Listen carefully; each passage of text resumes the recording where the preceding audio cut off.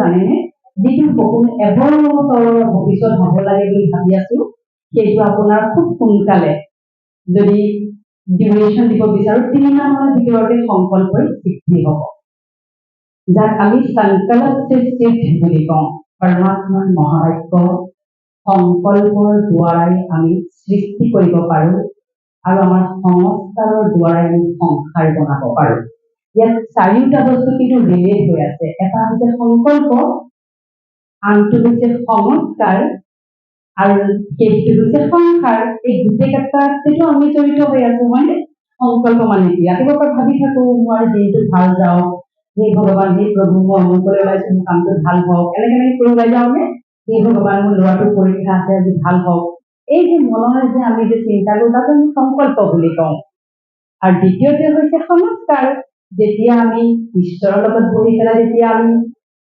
নিজৰ সংকল্প ঠিক কৰিম তেতিয়া কি এটা সংস্কাৰ মানে ব্যৱহাৰ আমি যে কওঁ আমাৰ সন্তান কেনেকুৱা হোৱাটো উচিত আমি কওঁ আমাৰ সন্তান সংস্কাৰী হ'ব লাগে আমাৰ সন্তান সংস্কাৰী হ'ব লাগে ভাল হ'ব লাগে আজ্ঞাকাৰী হ'ব লাগে আমি বিচাৰো ন বুদ্ধিমান হ'ব লাগে মোৰ সন্তান সকলোতকৈ শ্ৰেষ্ঠ হ'ব লাগে আমি মই এগৰাকী আই মাতৃ আমি সকলো বিচাৰো আমাৰ সন্তান সকলোতকৈ ভাল হওক শ্ৰীকৃষ্ণৰ দৰে বুদ্ধিমান হওক ৰামচন্দ্ৰৰ দৰে আজ্ঞাকাৰী হওক বিচাৰো ন এই যে বিচাৰো তাকে আমি সংকল্প বুলি কওঁ এটা কেনেকৈ বিচাৰিব ইমান দিন অকণমান আমাৰ কি হৈ আছে বিচাৰোতে অলপ ভুল হৈ আছিলে বিচৰাৰ সময়টো অকণমান চেঞ্জ কৰিব লাগিব এই গা পা ধুই 9 বজাত যদি বিচাৰোতে সংকল্প কি কম হয় দেই হয়নে বাৰু আচ্ছা ইয়াক মই অকণমান তাৰ মাজত জানিব বিচাৰিছো আমাৰ ব্ৰহ্মকুমাৰী শিক্ষাত চলা আই মাতৃ কোনসকল আছে হাত অকণমান দাঙি দিয়কচোন আচ্ছা প্ৰায় সংখ্যকে আছে তো যিকি নহওক আমি শিকিম কেনেকৈ ৰাতিপুৱা সংকল্প ল'ম সকলোৰে নিশ্চয় সন্তান আছে নিজৰ কাৰণে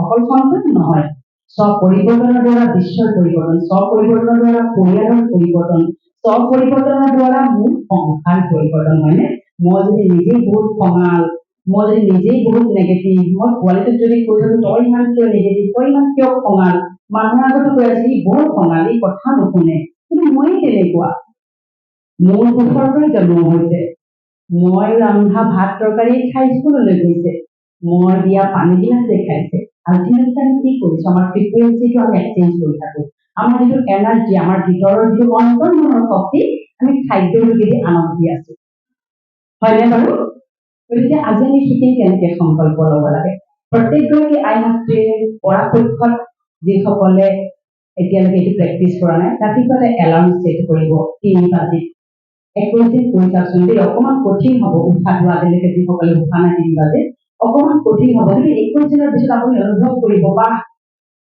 ইমান দিন মই কিয় কৰা নাছিলো এইটো কাম যিটো কৰিলে মাত্ৰ 3 বজাত পঢ়িলেই দেখোন মোৰ ইমান কাম সিদ্ধি হৈ গ'ল তেন্তে মই ইমান দিনে কিয় কুম্ভকৰ্ণৰ নিৰ্যাস কৰি আছিলো এনেকুৱা মানে অনুভৱ হ'ব দেই মোৰ যিটো অনুভৱ কৰিছিল প্ৰথমতে ইয়ালৈ অহাৰ পিছত সেইটো কৈছো গতিকে সংকল্প কেনেকৈ ল'ব যাৰ সন্তান আছে তেওঁলোকে প্ৰথমতে নিজৰ বাবে সংকল্প ল'ব লাগিব এতিয়া সংকল্প কেনেকৈ ল'ব মই অকণমান এটা যিটো আমি মেডিটেশ্যন ৰাজযোগ মেডিটেশ্যন বুলি কওঁ তাৰ অকণমান মই এটা আপোনাক আভাস দিম দেই সকলোৱে ৰিলেক্স হৈ পেলাই আৰামত বহক ৰাতিপুৱা 3 বজাত যিটো কৰিব মই কেনেকৈ কৰিব লাগে অকণমান আপোনাক আভাস দিম সকলোৱে আৰামত বহক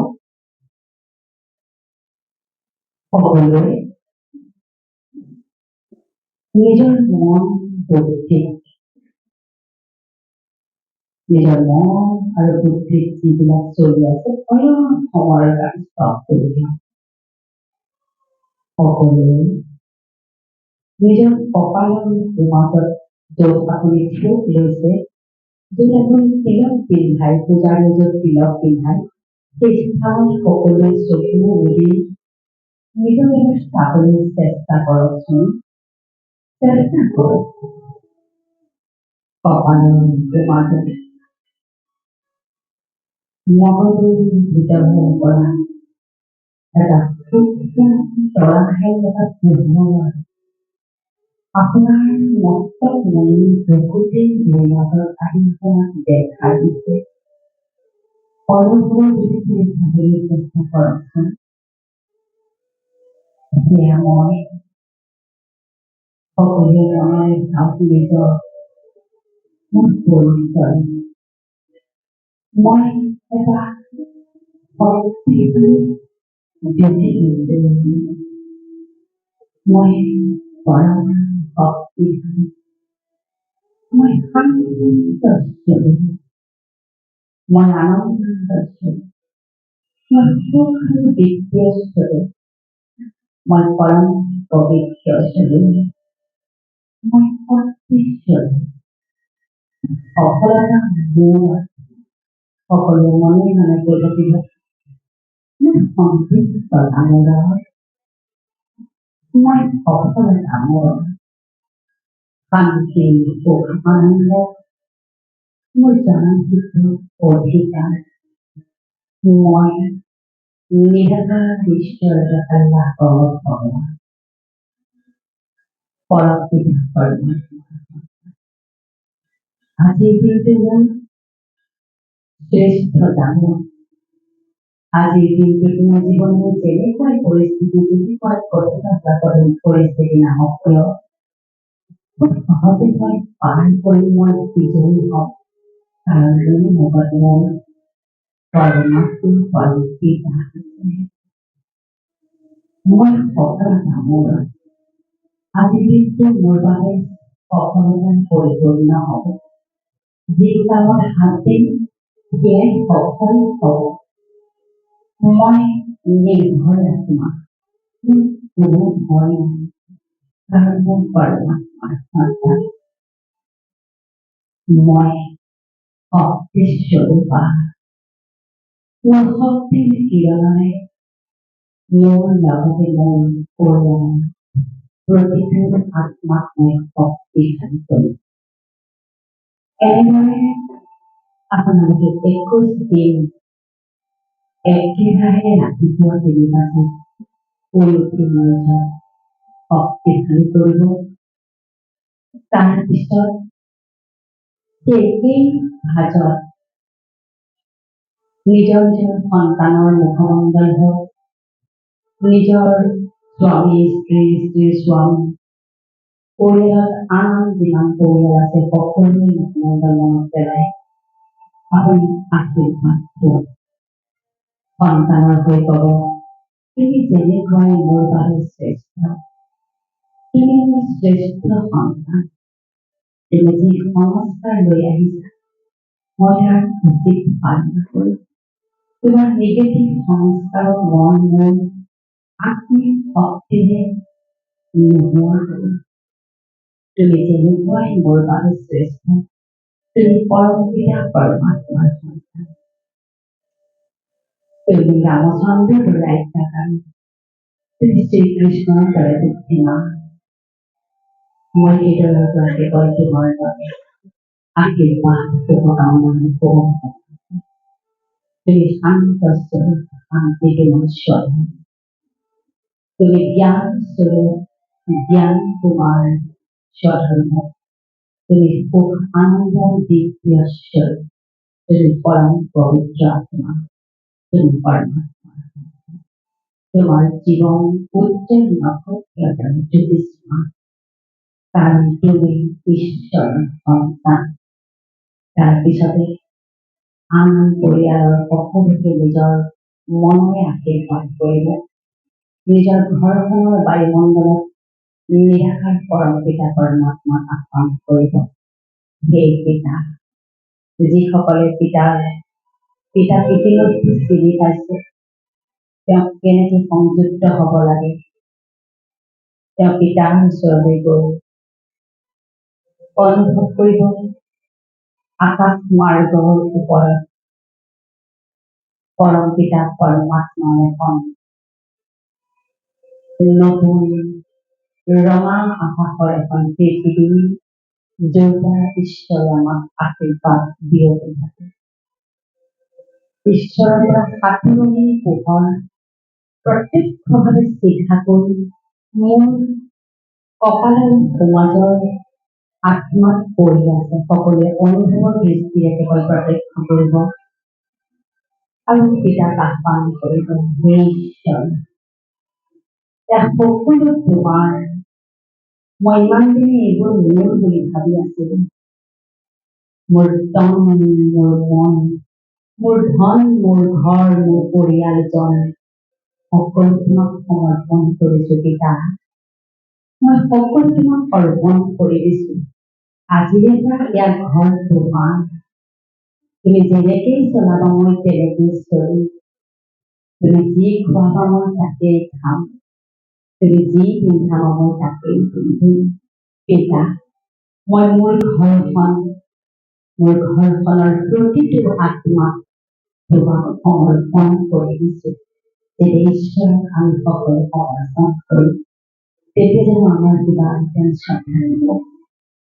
সকলোৰে মনৰ যিমান টেনশ্যন, কিবা দুবিধা, কিবা চিন্তাই খাই আছে আপোনাৰ সকলো পিতাৰ ওচৰত সমৰ্পণ কৰা। পিতা, মোৰ মনত এইটো চলি আছে তোমাক সমৰ্পণ। বহুদিন ধৰি মই এই চিন্তাৰ পৰা মুক্তি হ'ব পৰা নাই। এতিয়াও তোমাক সমৰ্পণ পিতা।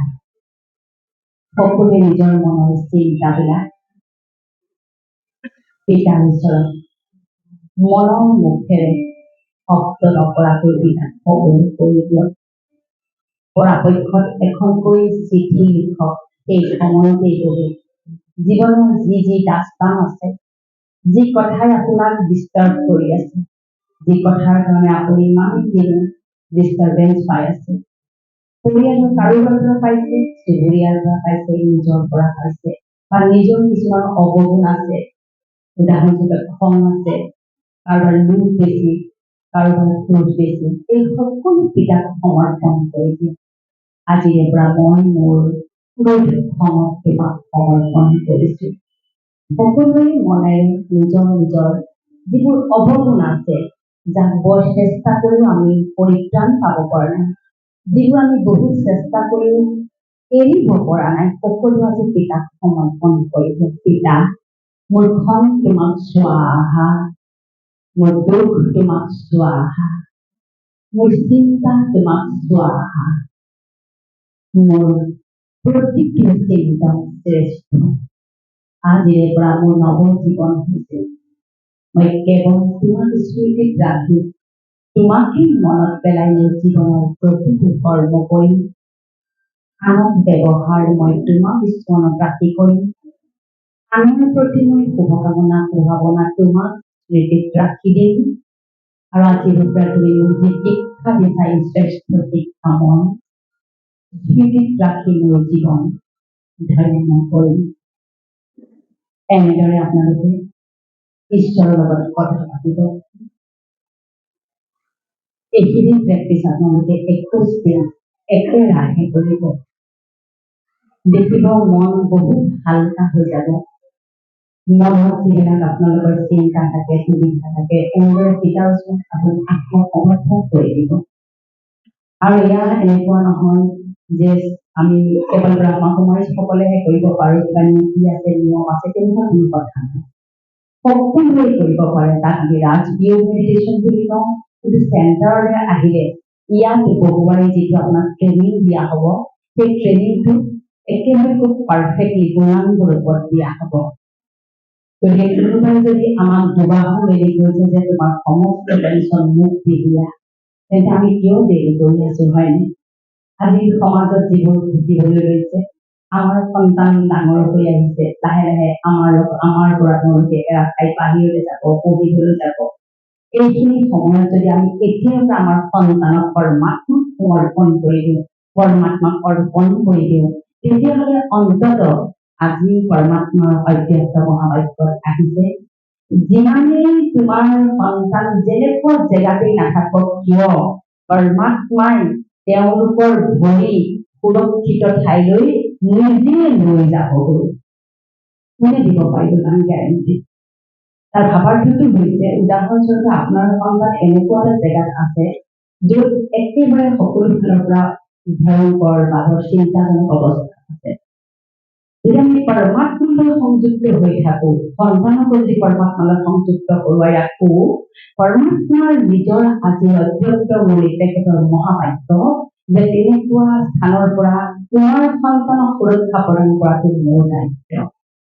সেইভাৱে আমি সন্তানক এতিয়াৰ পৰাই মেডিটেশ্যন শিকাব লাগে, নিজেও শিকিব লাগে, তাৰ উপৰি সন্তানকো শিকাব লাগে। সন্তানক বেছি নহয় যে ভগৱানকো তুমি ভগৱানৰ লগত কিয় সংযুক্ত হৈ থাকিব লাগে? কাৰণ যেতিয়া আমাৰ লগত সদায় থাকোঁতে আমি তেওঁলোকক সকলো সময়তে প্ৰটেকশ্যন দিম, নিৰাপত্তা দিম, হাতত ধৰি ৰাস্তা পাৰ কৰাইছোঁ, বজাৰ সময় হাতত ধৰি ধৰি ফুৰিছোঁ। যেতিয়া লাহে লাহে ডাঙৰ হ'ব, শৰীৰটোহে ডাঙৰ হয়, মনটোতো সেইটোৱে থাকে। যেতিয়া তেওঁলোক বাহিৰলৈ যাব, তাৰপিছতো আমি তেওঁলোকক তাত গৈ পেলাই উচিত সময়ত জানো আমাৰ লগ দিব পাৰিম? কেতিয়াও নোৱাৰো। গতিকে এতিয়াৰ পৰা আপুনি সন্তানক আত্মিক আধ্যাত্মিকভাৱে আপুনি সবল কৰক, ঈশ্বৰক সমৰ্থন কৰি দিয়ক। আপোনাৰ সন্তান অন্তত দেখিব সমস্ত মানৱ জাতিৰ ভিতৰত আপোনাৰ সন্তান সকলোতকৈ বিশেষ উজ্জ্বল নক্ষত্ৰ হৈ দেখা দিবই দিব। গতিকে আই মাতৃসকলৰ কৰণীয় হৈছে আমাৰ প্ৰথম কৰ্তব্য এগৰাকী মাতৃ হিচাপে সন্তানৰ প্ৰতিপালন। সন্তানৰ প্ৰতিপালনৰ আগত হৈছে স্ব-প্ৰতিপালন। মই যদি নিজকে প্ৰতিপালন নকৰোঁ, তাৰ ভাৱাৰ্থ হৈছে মই মোৰ ভিতৰত থকা অৱগুণবিলাককে যদি মাৰি নেপেলাওঁ, মই যদি নিজেই আত্মিকভাৱে মই যদি পৰমাত্মাৰ লগত মিলন মনে শক্তি সঞ্চয় কৰিব নোৱাৰোঁ, তেতিয়া মোৰ পৰা মই দিব নোৱাৰিম। সেইবাবে সকলোৱে ৰাজযোগৰ প্ৰশিক্ষণ লওক, ৰাজযোগ মেডিটেশ্যন কৰক। ৰাজযোগ মেডিটেশ্যন কৰাৰ পিছত আপোনালোকে ঘৰত প্ৰেক্টিছ কৰক। ইয়াত 7 দিন আহক, শিবিৰ হৈ থাকে আমাৰ 7 দিনত আপোনালোকে প্ৰেক্টিছটো ইয়াত কৰক। তাৰপিছত আপুনি ঘৰত নিজৰ ঘৰতেই আপুনি প্ৰেক্টিছ কৰিব পাৰিব। আৰু ঘৰত প্ৰেক্টিছ খুব দৰকাৰ। এনেকুৱা সময় আহিব পৰমাত্মাৰ মহাবাক্য যে আমি ঘৰৰ দুৱাৰ খুলিব নোৱাৰা অৱস্থা দিন সমাগত। এনেকুৱা ভয়ংকৰ দিন আহি আছে, আমি নিজৰ দৰজাখন খুলিবলৈ ভয় কৰিম। তেতিয়া কি কৰিব লাগিব? আজি বাংলাদেশত যিটো হৈ আছে, তেতিয়া আমি ঘৰত বহি আমাৰ পবিত্ৰ প্ৰকম্পনেৰে নিজৰ ঘৰখনৰ লগতে চুবুৰীৰ লগতে আমি চৌহদৰ লগতে আমি সকলোকে আমি শান্তি, প্ৰেমৰ, আশীৰ্বাদৰ ভাইব্ৰেশ্যন আপুনি আপোনাৰ ঘৰৰ পৰা দিবলৈ আৰম্ভ কৰিব পাৰিব। তাৰেই প্ৰেক্টিছ ইয়াত কৰোৱা হয়। গতিকে ঘৰখন আপোনাৰ তীৰ্থস্থান, ঘৰখনত মঠ মন্দিৰ নামঘৰ গীৰ্জালৈ ৰূপান্তৰ কৰক। ঘৰখনত এখন থাপনা পাতি থৈ দিছোঁ, আমি গা পা ধুই ধুমা ধুমা ধূপ এটা জ্বলাইছোঁ, ওলাই গৈছোঁ, তাত কিন্তু ভগৱান কেতিয়াও সন্তুষ্ট নহয়। কিয় নহয়? ভগৱানে কেতিয়াও কোৱা নাই যে তুমি মোক ধূপ ধূনা ধুই দি ভগৱতী কৰি থাকা, মোক তুমি নমস্কাৰ কৰি মোৰ ওচৰত বহি থকা নহয়। ভগৱানে কৈছে তুমি মোৰ শ্ৰেষ্ঠ উত্তৰাধিকাৰী সন্তান, তুমি মোৰ লগত প্ৰত্যক্ষভাৱে স্মৰণ আহা। মোক তুমি স্মৃতিত মাতা, অ' পিতা, অ' বাবা, অ' দেউতা, মাতা পিতা তেওঁই আমাৰ নহয় জানো? আমি তেওঁক যেতিয়া সন্তানে দুখ পায়, অ' মা এনেকে চিঞৰে ন, আমি যেতিয়া দুখ পাওঁ কি বুলি চিঞৰো? হে ভগৱান, অ' গড, উলটি খালেওতো অ' গড বুলি কওঁ। তাৰমানে কি? আমি সকলো সময়ত তেওঁক বিচাৰো, তেওঁৰ লগত বহি তেওঁক এবাৰ স্মৃতিতে আনক যে যি টেনশ্যন চলে মুহূৰ্ততে তেওঁক আপুনি শ্বেয়াৰ কৰি দিয়ক। এইটো প্ৰেক্টিছ আপোনালোকে 21 দিন সকলোৱে কৰি চাওকচোন। আৰু যেতিয়া পানী খাব, চাহ খাব, ভাত খাব, বনাব, কৰিব, প্ৰত্যেকটো খাদ্য কিন্তু মনৰ ভাইব্ৰেশ্যন এতিয়া দিব। উদাহৰণস্বৰূপে ল'ৰা ছোৱালীবোৰ অস্থিৰ বা দৌৰিছে, অতি উৎপতীয়া, তেনেস্থলত আপুনি পানী গিলাচত সদায় নিজৰ পবিত্ৰ ভাইব্ৰেশ্যন দিব। কিন্তু ভাইব্ৰেশ্যনে তেতিয়াহে কাম কৰিব, সংকল্প তেতিয়াহে কাম কৰিব যদিহে মই সেই শক্তি ইয়াত সঞ্চয় কৰিব লাগিব। মোৰ তাতে যদি সেই শক্তি নাই, মই কিন্তু ভাইব্ৰেট কৰিলে সেই পানী কেতিয়াও কিন্তু শান্তস্বৰূপ হ'বই নোৱাৰে, হয়নে? সেইবাবে প্ৰথমতে স্ব-পৰিৱৰ্তন। ৰাতিপুৱা 3 বাজি পৰমাত্মাৰ শক্তিৰে আমি একদম ভৰপূৰ হ'ব লাগিব। শান্তি মোৰ স্বধৰ্ম, শান্তি মোৰ জনমসিদ্ধ অধিকাৰ, শান্তি মোৰ ব্যক্তিত্ব, শান্তি মোৰ পৰিচয়, শান্তি মোৰ ব্যক্তিত্বৰ অলংকাৰ। মই শান্তস্বৰূপ, শান্তিৰ সাগৰ পৰমাত্মাৰ সন্তান। তাৰ পিছতে আপুনি পানী হওক, চাহ হওক, ভাততো আপুনি শান্তিৰ ভাইব্ৰেশ্যন দিয়ক। মই শান্তস্বৰূপ, মই আনন্দ দিব্যস্বৰূপ, পৰম পবিত্ৰ স্বৰূপ, ইত্যাদি ইত্যাদি। তুমি সফলতা মোৰ, তুমি ৰামচন্দ্ৰৰ দৰে আজ্ঞাকাৰী, তুমি শ্ৰীকৃষ্ণৰ দৰে বুদ্ধিমান। এনেকৈ কৈ সন্তানক আপুনি 21 দিন থব দি চাওকচোন। সন্তান পৰম পবিত্ৰ এতিয়া আপুনি যি সংকল্প দিব সিদ্ধি হৈ যাব। মোলৈ বহুত ফোন আহে, বহুত মেছেজ আহে যে মোৰ সন্তান ইমান উৎপত্তি আছে, ইমান পৰিৱৰ্তন গ'ল বেঞ্জি, মই একদম মোৰ সন্তান একদম শান্ত হৈ গ'ল, পঢ়াত ইমান বেয়া আছিল, মনোযোগ কমি আছিল, মনোযোগ আহি গ'ল। যাৰ মনোযোগ শক্তি কম তেওঁ ক'ব যে তোমাৰ মনোযোগ শক্তি বহুত বেছি, তোমাৰ স্মৃতি শক্তি বহুত প্ৰখৰ। তুমি পৰমাত্মাৰ সন্তান, তুমি ইণ্টেলিজেণ্ট, তুমি বুদ্ধিমান। তাৰ আগত তেওঁক সেইবাবে শান্তিৰ ভাইব্ৰেশ্যনেৰে তেওঁক শান্ত কৰিব লাগিব। শান্তি আমাৰ প্ৰথম আধাৰ, নহয় জানো? এজন শান্ত ব্যক্তিয়ে কি কৰিব পাৰে? বহুত কাম কৰিব পাৰে দিনটোত, কিন্তু অকণমান খঙাল ব্যক্তিয়ে কম কাম কৰিব পাৰে, হয়নে? গতিকে আমাৰ আধাৰটো শান্ত স্বৰূপ কৰি ল'ব লাগিব। আৰু আই মাতৃসকলে অন্তত ভাত বনাওঁতে, ভাতখিনি বনাওঁতে অন্তত পৰাপক্ষতটো নিজেই নিজৰ হাতেৰে ৰন্ধা বঢ়া কৰিব। আমি ইমান ব্যস্ততাৰ মাজত নিজৰ হাতে ৰন্ধাই আমি ঘৰত নিজে খাদ্য ৰান্ধো। কিয় খাদ্য নিজে ৰান্ধিব লাগেনো? তাৰ ভাৱাৰ্থটোনো কি বাৰু? আজি যে পৰিয়ালৰ মাজত যে অকণমান একতাটো কমিছেনে কোনোবাখিনি? এই হাৰমনি মধুৰতাটো যে কমিছে, কিয় কমিছে বাৰু? আমি ক'ৰবাত নহয় ক'ৰবাত কিবা ফিজিকেলি ডিপেণ্ডেণ্ট হ'বলৈ আৰম্ভ কৰিলোঁ। আজিকালি মানুহবিলাকে সুখ ৰাখে, তাৰমানে এগৰাকী সুখ ৰাখে খানা বনোৱা মানুহ। তেওঁ ৰাখিব পাৰে যোন ফিজিকেলি হেণ্ডিকেপ, বেড ৰিডেন হৈ আছে, অসুখীয়া, নহয় জানো? কিন্তু পৰাপক্ষত আপোনালোকে কিন্তু যিমান পাৰে বাহিৰত ল'ৰা ছোৱালীক কমাই খোৱাটো কৰিব, যিমান পাৰে যি খাব মন কৰে আপুনি নিজেই ৰান্ধিব।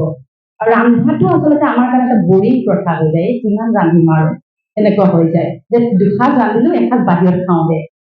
কিন্তু সেই বাহিৰৰ সাজত বনাওঁতে বা তেওঁ কি প্ৰকম্পন দি বনাইছে, তেওঁ যদি সেই কুকজনৰ ৰাতি যদি দুইজনৰ মাজত অৰ্থাৎ যুদ্ধ লাগিছিল, তেওঁ বা মনত কি ভাইব্ৰেশ্যন লৈ তেওঁ খাদ্য বনাব? অশান্তি, অসূয়া জীৱনত তেওঁৰ যিবিলাক দুখ সেইবিলাক কৈ ভাত বনাম আৰু আমি সেইবোৰ খাই দিওঁ। গতিকে পৰাপক্ষত আই মাতৃসকলে ভাত, ব্ৰেকফাষ্ট, লাঞ্চ আৰু ডিনাৰটো নিজৰ পৰিয়ালৰ কাৰণে কিন্তু বনাবলৈ আৰম্ভ কৰি দিয়ক। আৰু যেতিয়া আপুনি বনাব, কিছুমান গীত লগাব। আমাৰ বিটিয়ে বহুত ধুনীয়া বাবাৰ গীত আছে, বেঞ্জিসকলে সহায় কৰিব, ভাইয়ে সহায় কৰিব, খুব সুন্দৰ গীত আছে। সেই গীত লগাই পেলাই ৰান্ধক। বা আমাৰ জ্ঞানৰ বহুত ধৰণৰ ভিডিঅ' আছে, ভিডিঅ'টো লগাই দিয়ক। প্ৰথম দিনাখন নুবুজিব, ছেকেণ্ড দিনাখন নুবুজিব, তৃতীয় দিনাখনৰ পৰা দেখিব আপোনাৰ ভাল লগা হ'ব। তাৰমানে আপুনি বনোৱা প্ৰতিটো খাদ্যত আপুনি আপোনাৰ সন্তান আৰু পৰিয়ালৰ খাদ্য নিৰ্মাণ কৰি আছে, 100% নিৰ্মাণ কৰি আছে। আমি গম নাপাওঁ দেই। পৰাপক্ষত ভাত বনাওঁতে একেটা কথা এটেনশ্যন ৰাখিব, তাৰ লগত কোনো কথাত পাকঘৰত কোনো কথা নাথাকিব। না নিজৰ মাৰ লগত, কাৰণ নিজৰ যেতিয়া পৰিয়ালৰ কথা পতা যায়, কাৰ কথা বেছি পতা যায়? ইটো ফেমিলিৰ কথা বেছি পতা যায়। অমুক তেনেকুৱাই, তমুক তেনেকুৱাই, কি কবি অমুক, এইবোৰ বনাই আছো, কথাও পাতি আছো, খাদ্যও বনাই আছো, হয়নে? মই নিজে নিজৰ কাৰণে দিশ বনাই আছো, ময়ো খাম, মোৰ পৰিয়ালেও খাব। সেইকাৰণে মোৰ পৰিয়ালৰ মাজত একত্ৰতা নোহোৱা হৈছে।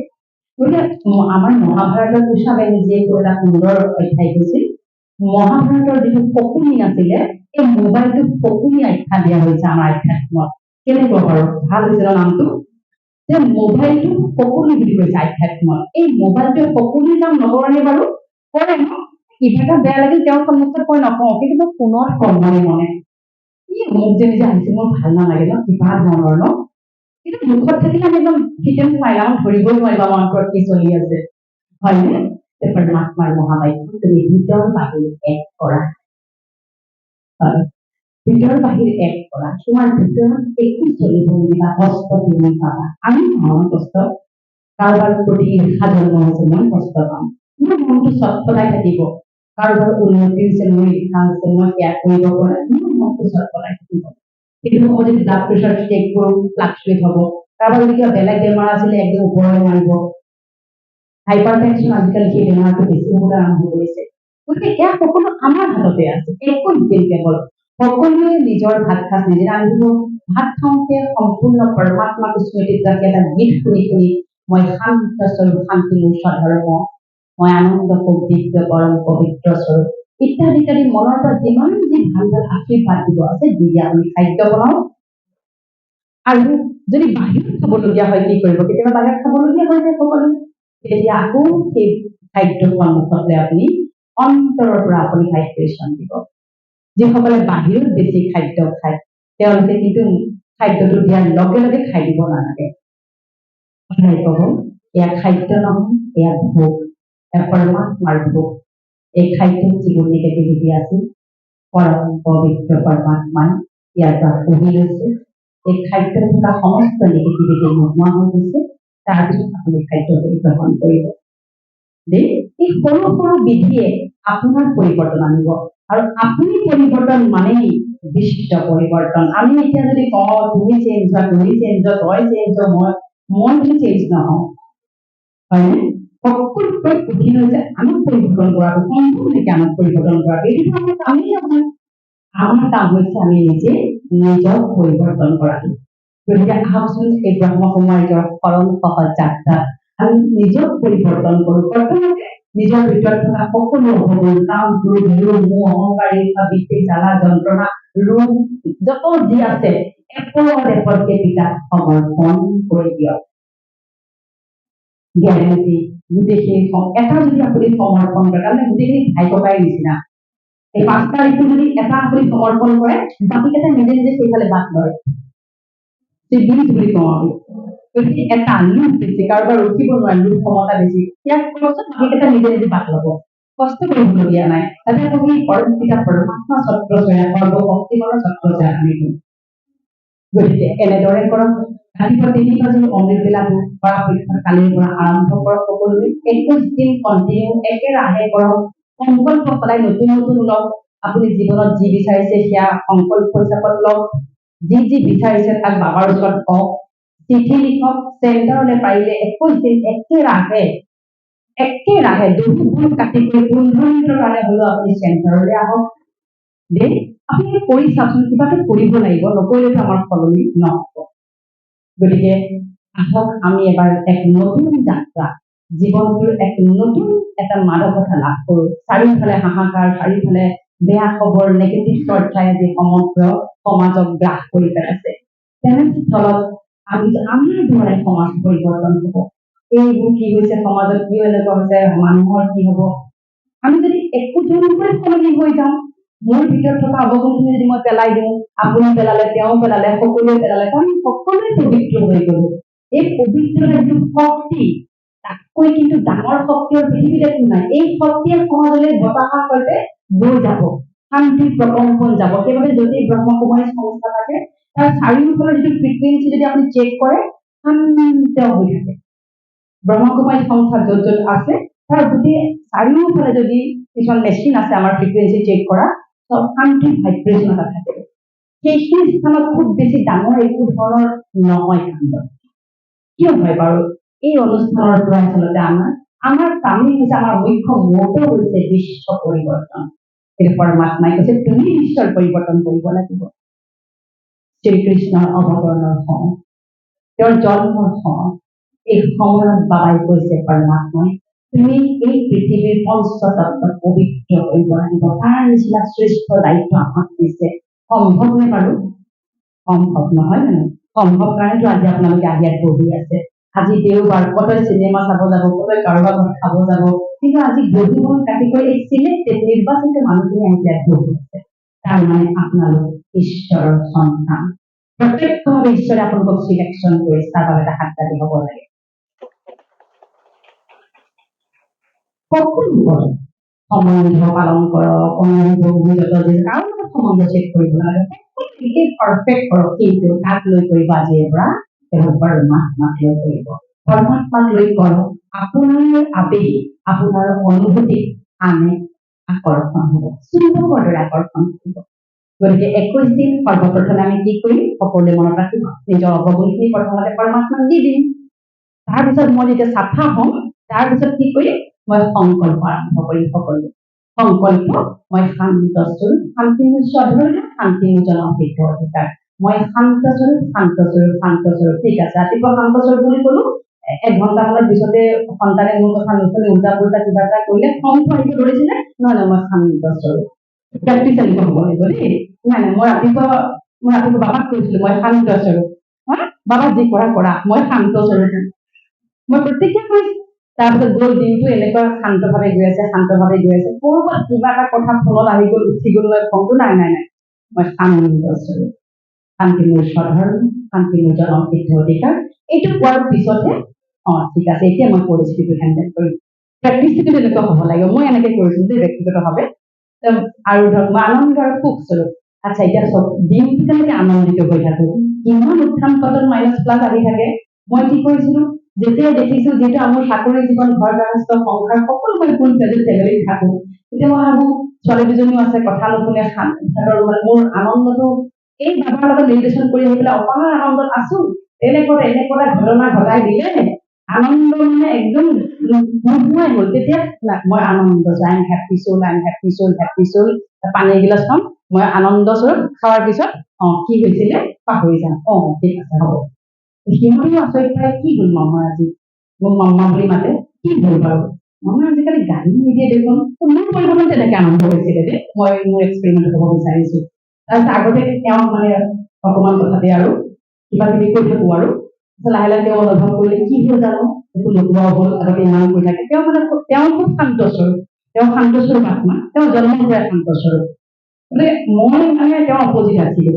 এতিয়া এনেকুৱা হ'ল তাৰমানে দুইজনে শান্তি মানে বাতাবৰণ কিবা পৰিৱৰ্তন এনেকে আহে আৰু আপুনি নিজকে চেক কৰিব পাৰিব ইমান ভাল লাগে কাৰণ নিজক পৰিৱৰ্তন কৰি আছো ন ইমান ভাল লাগে ন আমি নিজক সময় দিব পাৰিছো দিনটো কাম বন দেউতাকে পৰিয়ালৰ আৰ্নিং চিন্তা কৰে মাকে দিনটো বেলেগ চিন্তা কৰে এইবোৰতে আমাৰ যায় কিন্তু নিজক যদি আমি সকলো পৰিস্থিতিত এক নম্বৰতে আমাক চেক কৰিম পৰিস্থিতি আহিছে ঠিক আছে সংকল্প ভাবিব লৈছিলো মই খুব স্বৰূপ মোৰ সুখ আৰু আনন্দ কোনো পৰিৱেশ পৰিস্থিতিৰ ওপৰত নিৰ্ভৰ কৰি নহয় মই খুব স্বৰূপ যদি আহিছে দুখ ইমিডিয়েটলি ক'ব লাগিব মই সুখ স্বৰূপ মোৰ সুখ কোনো ব্যক্তি আৰু পৰিৱেশ পৰিস্থিতিৰ ওপৰত নিৰ্ভৰশীল নহয় মই সুখৰ সময় পৰমাত্মাৰ সন্তান তাৰপিছত পৰিস্থিতিটোক আপুনি ফেচ কৰিব মানুহজনৰ সৈতে কথা এনেকৈ আপোনালোকে সংকল্পবিলাক লয় নিজৰ ওপৰত ইমপ্লিমেণ্ট কৰক আৰু খুব ভাল লাগে চেল্ফ ইমপ্লিমেণ্টেশ্যন যিটো জাৰ্ণি তাৰমানে খুব ভাল লাগে আৰু এই নতুন জীৱনটো আপোনালোকে